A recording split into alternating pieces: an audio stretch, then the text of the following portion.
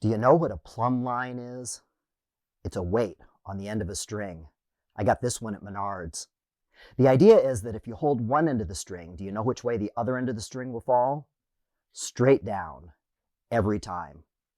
And so if you're building something and want to know whether it's straight up and down, you just line it up with the plumb line.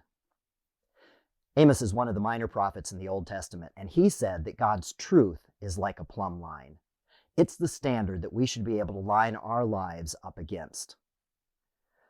I've been thinking about Amos as I've been hearing about recent shootings in Buffalo, at the church in California, and that seem to be a regular part of the news. My first thought is, these people need to do a better job of lining their lives up with God's will. And then I wonder, are there places in my life that are not lining up?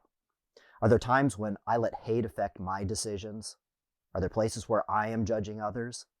How am I doing at dealing with people that I don't like? Amos lived when Jeroboam was king of Israel. Things were going really well for the country. Their borders had expanded to larger than they'd ever been. The economy was thriving. The military was keeping things secure. The standard of living was better than it had ever been. Most people believed that they deserved it because they were doing so well at being faithful. And then along comes Amos. And Amos asks, what if you're wrong? What if God's truth is like a plumb line? Or in other words, what if what is true, whether you believe it or not?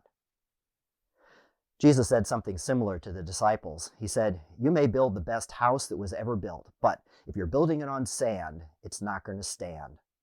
What's really important is the foundation that you're building on. In the greatest sermon ever preached, the Sermon on the Mount, he started out by saying, you are blessed if you are poor or meek or persecuted. He said, turn the other cheek. He said, love your enemies.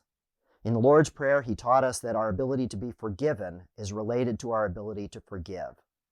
He told us that we should not judge, and he told us not to worry.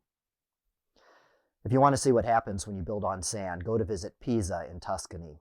They got the best architects, the best materials, and the best builders, and built a tower. But do you know what happened to that tower? It's leaning. What if God's ways are not our ways? What if there is a higher standard? How does your life line up with the will of God? This is our Thursday, May 19th edition of a video series we call Stronger Faith. Stay safe and be well. God bless you.